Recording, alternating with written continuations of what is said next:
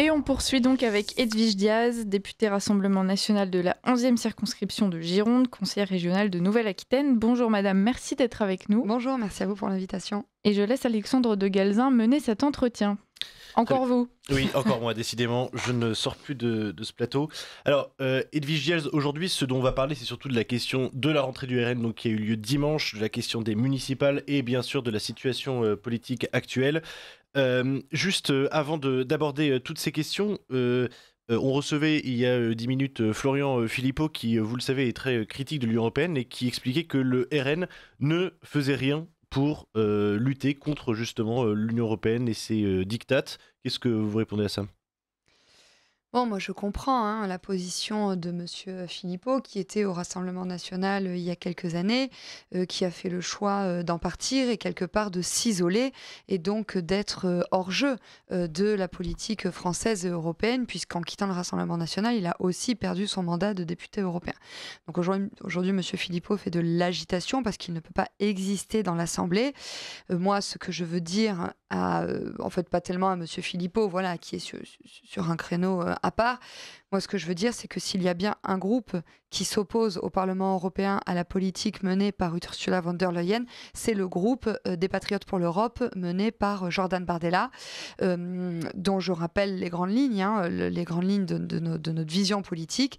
C'est l'Europe des nations, l'Europe des patriotes, et c'est la raison pour laquelle, avec nos collègues, et notamment Jean-Paul Garot, qui est le président de la délégation française au Parlement européen, nous avons déposé une motion de censure pour renverser Ursula von der Leyen, qui a récemment décidé de faire passer en force l'accord de libre-échange entre le fameux Mercosur. Voyez, et donc nous considérons que le Mercosur est vraiment un traité mortifère pour nos agriculteurs français, qui nous appartient de défendre. Emmanuel Macron, évidemment, n'est pas du tout en première ligne pour défendre les agriculteurs. Il leur formule de belles paroles au moment du salon de l'agriculture pour éviter d'être hué.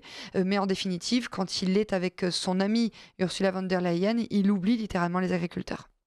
Bah écoutez, en tout cas, merci pour cette réponse donc aux propos de Florian Philippot. Maintenant, on va peut-être revenir, Edwige Diaz, donc au cœur de cet entretien.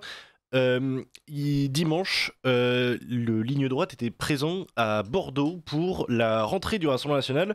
Et alors, vous avez rassemblé, selon les chiffres, entre 6 et 8 000 personnes dans cette ville qui, il faut le dire, est pas tellement acquise au Rassemblement national.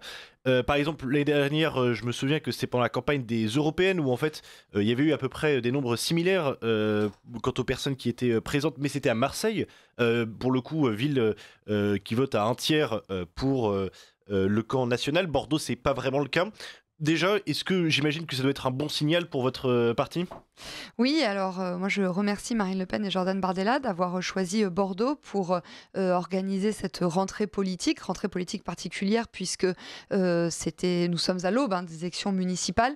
Donc oui, c'était vraiment un franc succès. Nous avons réuni plusieurs milliers de personnes, en effet, environ 7000, avec une ferveur populaire des grands meetings de campagne présidentielle, par exemple. Malgré la pluie qui était le temps un peu capricieux, on va dire. C'est ça, mais les personnes étaient en intérieur, donc elles étaient heureuses. En tout cas, elles étaient conquises, et puis surtout, elles sont reparties avec beaucoup de dynamisme, beaucoup d'entrain, et nous avons envoyé plusieurs messages. C'est que oui, la Nouvelle-Aquitaine n'est plus cette forteresse gauchiste imprenable, puisque nos scores ne cessent d'augmenter. Je vais vous donner un exemple pour les élections législatives. À l'échelle de la région Nouvelle-Aquitaine, en 2017, nous recueillions 300 000 voix. En 2022, 600 000. Et en 2024, donc pour la Nouvelle-Aquitaine, nous avons recueilli plus d'1,2 million de suffrages. D'accord, donc à chaque élection, ça double. À chaque élection, ça double. Et j'ai envie de dire, c'est sans regard sur la participation là-dessus, c'est-à-dire que vous n'êtes pas un peu avantagé par une surmobilisation 2024 ? Si, mais en tout cas, ça se traduit en termes de résultats, parce qu'en 2017, nous n'avions aucun député. En 2022, nous en avons eu 6. En 2024, nous en avons eu 8. Et puis surtout, ce qui est important de souligner, c'est qu'en 2024, le système s'est coalisé contre nous pour nous empêcher d'avoir des députés, pour empêcher Jordan Bardella d'avoir la majorité absolue à l'Assemblée nationale. Mais en fait, en Nouvelle-Aquitaine, ça se traduit par un désistement sur une circonscription sur deux. Vous voyez, c'est considérable. Moi, dans mon département de la Gironde, il y a 12 circonscriptions et dans 5 circonscriptions, il y a eu des désistements. C'est incroyable. C'est-à-dire des macronistes qui se sont désistés pour faire élire la France Insoumise. Restons là-dessus. Dans votre département de la Gironde, effectivement, il y a eu une défaite, il faut le dire, du Rassemblement national. Grégoire de Fournas était député avant 2024 et il a perdu son siège durant les élections législatives. Selon vous, c'est dû à quoi? Est-ce que c'est dû à Grégoire de Fournas et les propos qu'il avait pu tenir par le passé? Est-ce que selon vous, c'est dû à ce front républicain qui a surgi? Est-ce que c'est dû peut-être à des changements dans les problématiques locales? Comment vous l'avez vu? Non, Grégoire de Fournas a été un excellent député. Il est un excellent conseiller municipal de Pauillac.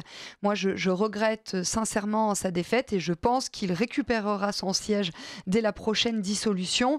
Grégoire a été victime déjà de magouille, d'un peu de triche. D'une campagne médiatique même d'ailleurs. Non, vraiment. Il y a eu des signatures au moment des émargements qui ont fait l'objet de contestations. Il a d'ailleurs déposé un recours devant le Conseil constitutionnel. Hélas, les preuves n'ont pas suffi à faire annuler l'élection, mais les preuves n'ont pas été contestées. Donc Grégoire de Fournas, d'une part, a été victime donc, de triche et d'autre part, il a été victime du barrage anti-républicain puisque les macronistes, bloc central, socle commun, je ne sais plus comment il faut les appeler, eh bien, se sont désistés pour faire élire une députée du nouveau Front populaire qui est socialiste, mais qui, avec ses amis du nouveau parti anticapitaliste, la France insoumise et écologiste, mène une politique qui est absolument dramatique pour les agriculteurs et notamment les viticulteurs du Médoc. Oui, parce que finalement, en fait, la Gironde, c'est quand même un peu le cœur de votre département. Oui. C'est justement la en fait, viticulture et l'agriculture, tout à fait. Grégoire de Fournas est lui-même viticulteur, si je ne m'abuse. Oui, tout à fait, lui-même viticulteur, donc c'est un élu enraciné. Vous voyez, j'étais dans sa circonscription il y a quelques jours, puisque nous organisions une grande réunion publique à Saint-Laurent-de-Médoc, qui a réuni plus de 200 personnes, et des personnes qui, oui, ont envie de retrouver Grégoire de Fournas à l'Assemblée nationale. En tout cas, moi, c'est le vœu que je formule. Alors justement, la clé pour parvenir à ça, vous parliez du fait d'être sur le terrain et de faire des réunions publiques, c'est évidemment, que ce soit pour les élections législatives qui pourraient survenir, on en reparlera peut-être un peu plus tard, mais dans les prochaines semaines, ou alors pour les élections municipales, c'est la question du terrain qui prime avant tout. Quand il y avait cette histoire de plan Matignon sur les dernières élections, on avait entendu que le RN était prêt justement avec ce plan. Est-ce que, et effectivement, force est de constater que tout n'était pas parfaitement rodé. Maintenant, même si c'est évidemment qu'il y avait tout le système qui s'est coalisé d'une certaine façon, mais tout n'était pas parfaitement rodé non plus. Et à partir de ce moment-là, est-ce que pour les municipales, vous qui participez aux commissions nationales d'investiture, vous vous dites... là, vous avez dit, je crois, vous présentez 500 listes en France. Là, vous vous dites, on est prêt, on est sur le terrain et on ne peut que gagner. Oui, alors juste pour rebondir sur le plan Matignon que vous évoquez, moi, je tiens à saluer le travail qu'avait réalisé Gilles Penel parce que, certes, nous n'avons malheureusement pas remporté une circonscription sur 2 en France. Toutefois, nous avons pu présenter des candidats dans toutes les circonscriptions. Nous avons noué un accord historique avec nos alliés d'Éric Ciotti. Et puis... un député sur 2 sortant du Rassemblement national a été réélu dès le premier tour. Quasiment tous nos députés ont été réélus et nous sommes passés de 88 députés à 125, 140 si on compte nos alliés. Donc nous avons surtout été victimes d'un système coalisé, bien aidé par une partie de la classe médiatique qui a fait peur aux Français et qui ont décidé, en fait, qui ont été trompés et qui donc n'ont pas suffisamment voté sur nous. Mais moi, ce que je vois, c'est que beaucoup de Français ont ouvert les yeux, qu'ils se sont rendus compte qu'on leur avait raconté n'importe quoi, qu'il n'y a pas eu de pluie de sauterelles dans les circonscriptions remportées par le Rassemblement national. Bien au contraire, les citoyens sont satisfaits du travail des députés du Rassemblement national, qui sont, il est utile de le rappeler, les plus assidus à l'Assemblée nationale et les plus constructifs, parce que nous ne votons jamais nous nous opposons jamais à un texte par sectarisme, mais nous votons un texte quand il va dans le bon sens et nous le refusons quand il va dans le mauvais sens. Et donc oui, je pense que maintenant, maintenant, les Français sont prêts à nous faire confiance. Et oui, je pense que nous aurons la majorité absolue dès lors qu'il aura une dissolution. C'est d'ailleurs peut-être pour ça qu'Emmanuel Macron ne souhaite pas opérer la dissolution de l'Assemblée nationale maintenant. C'est parce qu'il sait que s'il opère une dissolution, eh bien, il nous donnera les clés de Matignon.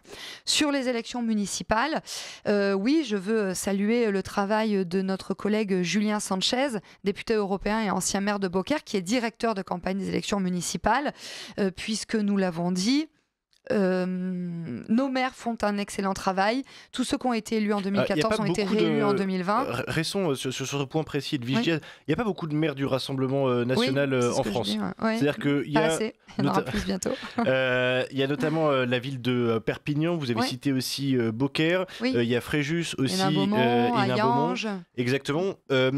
Concrètement, ces maires, est-ce que selon vous, ils seront tous réélus en 2026 ?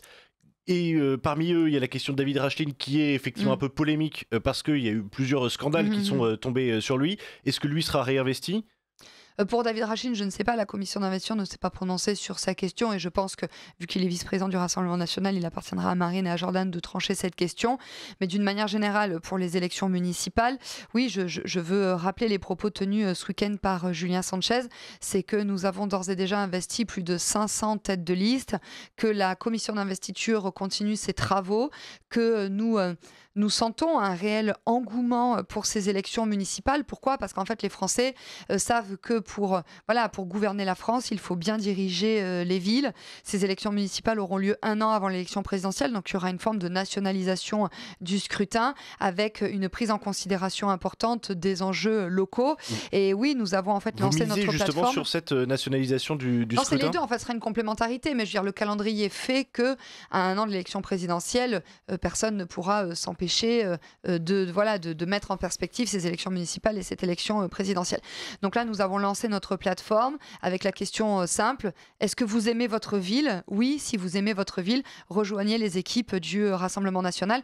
Et j'en profite, parce que je sais que vous avez de nombreux auditeurs en Gironde, pour dire aux Girondins qu'il y aura environ 50 listes estampillées Rassemblement national qui seront présentées dans mon département de la Gironde. Et là aussi, nous avons besoin de tous les patriotes pour nous permettre de remporter ces communes. Vous savez, dans un département qui est très à gauche, puisque mon département de la Gironde est dirigé par les gauchistes. Vous avez quand même 50 listes sur les 500 qui sont présentées en France dans un seul... Donc 10% des listes sont dans votre département. Non, mais vous avez bien négocié votre coup quand même avec votre département. Non, mais il y aura à mon avis plus de 500 listes. Mais là, je vous parle entre les 500 qui sont validées par la commission d'investiture et la perspective des 50 listes que je vous annonce en Gironde. Mais oui, il y aura beaucoup de listes en Gironde. Déjà, la dernière fois, on en avait présenté 25.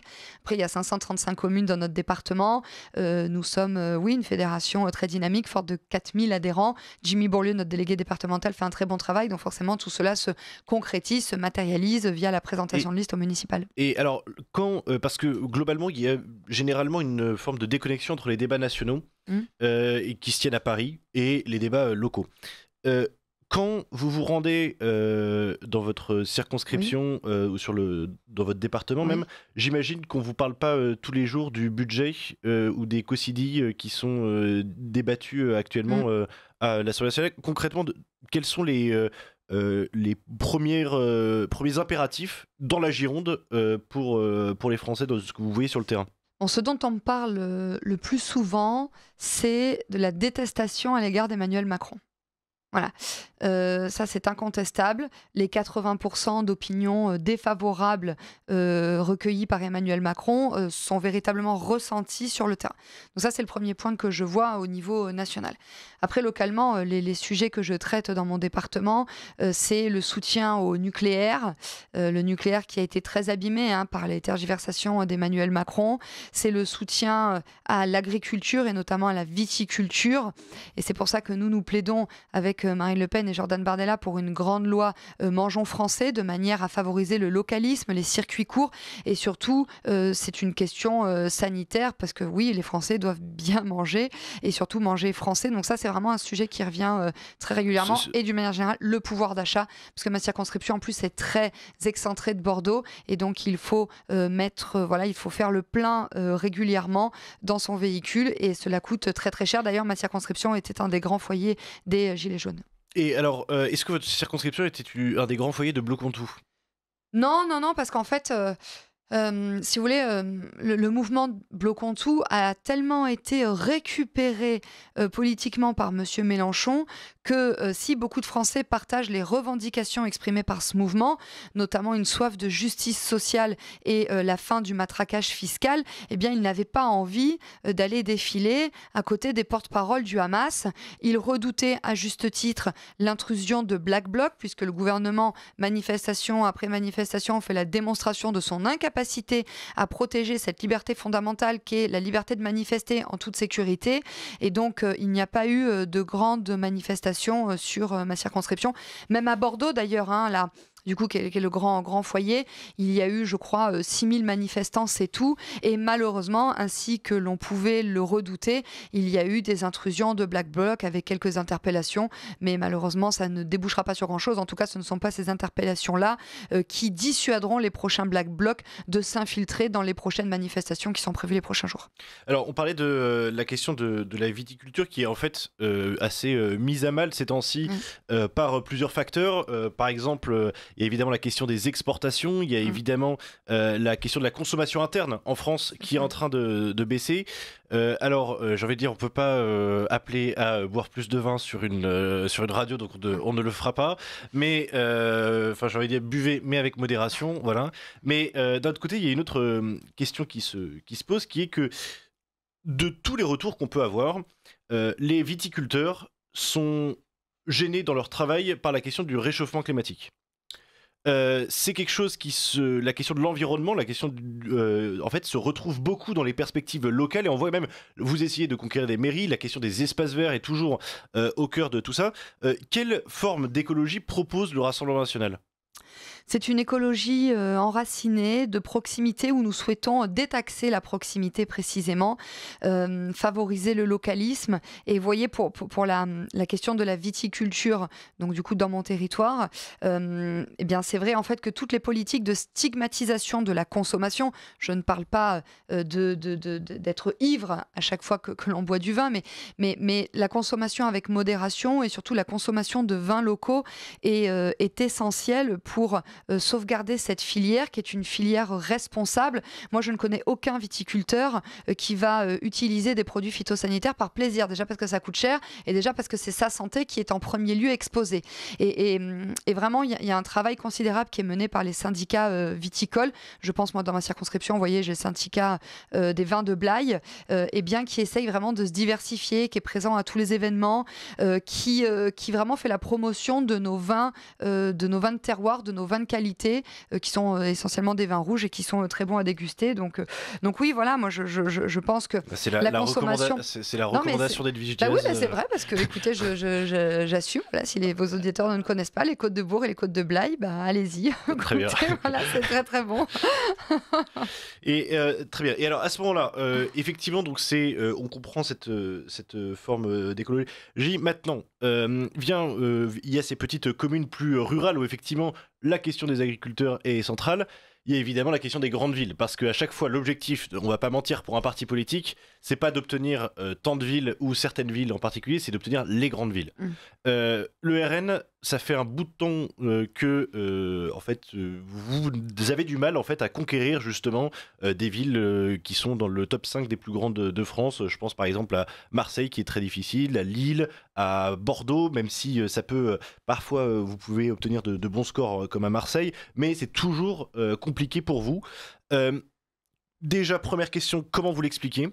Et question suivante, quelle ville vous pensez pouvoir emporter en 2026 pour ces élections municipales? Bon, c'est encore trop tôt pour le dire, mais Franck Alizio, notre candidat sur la commune de Marseille, réalise un excellent travail et les sondages sont plutôt porteurs d'espoir. Donc je pense que, en tout cas Franck Alizio, je lui souhaite de réaliser le meilleur score possible et je lui souhaite d'être élu maire de Marseille. Après, il y a des grandes villes, bien sûr, que nous souhaitons remporter. Je pense par exemple à Toulon. Mais ce que je veux vous dire et ce qui est c'est important parce que c'est une différence par rapport à 2020, c'est que nous serons présents dans l'immense majorité des communes de plus de 100 000 habitants. Voilà. Donc, c'est-à-dire Lille, Strasbourg, Lyon, Marseille, on en a parlé, Paris. Même les et villes bien de banlieue, évidemment, vous n'avez pas forcément de chance de gagner? Ouais, mais par exemple Bordeaux, vous voyez, Bordeaux, l'enjeu avec notre candidate Julie Rochagneux, c'est de se qualifier pour le second tour. Et je pense que c'est ce qui va se produire parce que vous voyez, la Nouvelle-Aquitaine est en train de basculer bleu marine. Voilà, c'est une bulle colorée bleu marine maintenant, la Nouvelle-Aquitaine. Et Bordeaux, c'est la dernière enclave qui est écologiste, c'est-à-dire, mais écologiste au sens décroissantiste, wokiste, immigrationniste. Et je pense que les Bordelais en ont assez de voir leur ville être défigurée. Donc je pense que Julie Rochagneux porte une offre politique qui est attendue par une partie des Bordelais. Et contrairement à 2020 où nous n'étions pas qualifiés pour le second tour, c'est-à-dire nous avons perdu nos conseillers municipaux bordelais en 2020, je pense qu'en 2026, le Rassemblement national, grâce à Julie Rochagneux, fera son retour au sein du conseil municipal de Bordeaux et donc à la métropole bordelaise. Donc vous voyez, tout ça, c'est de la progression. En Gironde, nous serons aussi présents, bien évidemment, sur la commune de Mérignac, qui est la deuxième plus grande commune du département, avec une bonne partie des communes de la métropole. Je pense à Pessac, Ambarès, voilà, toutes ces communes qui sont importantes et qui vont nous permettre de constituer un groupe au sein de la métropole bordelaise. On va passer maintenant peut-être à des questions, il nous reste 5 minutes, Edwige Diaz, à des questions peut-être plus nationales. Assez rapidement, le Cornu, il va tenir ou pas ? Ça dépendra de lui, en fait. Voilà. Nous avons été clairs avec Monsieur Le Cornu. Nous lui avons dit, nous lui avons fait savoir, parce que Marine Le Pen et Jordan Bardella le rencontreront demain, ils lui ont dit, écoutez, ou vous menez une politique de rupture avec le macronisme, ainsi que le souhaite l'immense majorité des Français, ou alors, eh bien, vous ferez l'objet d'une censure. Vous voyez, nous n'avançons pas masqués. Nous lui disons... C'est rupture ou censure ? Voilà, c'est rupture ou censure, et c'est normal, parce que les électeurs du Rassemblement national ont des aspirations. Ils sont nombreux aujourd'hui, 11 millions. Ils ne sont pas des sous-citoyens, ils ne sont pas des sous-électeurs. Et nous, notre travail de parlementaires et de premier groupe à l'Assemblée nationale, c'est de faire respecter nos électeurs et de faire en sorte que leurs aspirations trouvent une concrétisation par les politiques menées par ce gouvernement. Jean-Luc Mélenchon le parti de la France Insoumise veut déposer une motion de censure, on va dire préventive. Vous la voterez ? Écoutez, il faudra qu'on en parle en réunion de groupe. Mais ce qui est toujours drôle avec M. Mélenchon, c'est que c'est le premier à déposer des motions de censure, c'est le premier à appeler à la destitution du président de la République, sauf que c'est le premier à voter pour M. Macron à chaque fois qu'il y a une élection. Il nous a fait le coup en 2017, en 2022, à nouveau en 2024. Donc voilà, M. Mélenchon essaye d'exister parce qu'il veut que l'on oublie que c'est grâce à lui que M. Macron a été élu, réélu à chaque fois et que ses députés le sont aussi. Donc voilà, j'accorde assez peu de crédit aux agitations et aux tentatives de détournement de l'attention de M. Mélenchon. En 30 secondes, on vous a reproché de ne pas avoir censuré François Bayrou pendant 9 mois et en fait d'avoir attendu ce vote de confiance pour le faire. Est-ce qu'il n'y a pas le risque en fait, d'avoir exactement la même chose avec Sébastien Lecornu et en fait finalement de maintenir un Premier ministre fantoche Non, mais la situation est différente. C'est que l'année dernière, nous n'avions pas la possibilité d'opérer une dissolution de l'Assemblée nationale. Aujourd'hui, la donne est différente. Je rappelle l'année dernière qu'il fallait un budget à la France avant le mois de mars, parce que sinon, l'impôt des Français aurait augmenté. Et justement, nous qui sommes très attachés à la question du pouvoir d'achat, il était hors de question que les Français voient leur impôt sur le revenu augmenter. Aujourd'hui, la situation est différente. Emmanuel Macron peut faire preuve de responsabilité, dissoudre l'Assemblée nationale pour tenter de redonner une majorité et un cap à ce pays qui, tout le monde en convient, fait l'objet d'une paralysie depuis que les alliances de la honte qui ont eu lieu l'année dernière ont eu pour conséquence, ainsi que l'avait indiqué Jordan Bardella, de paralyser, d'enliser le pays.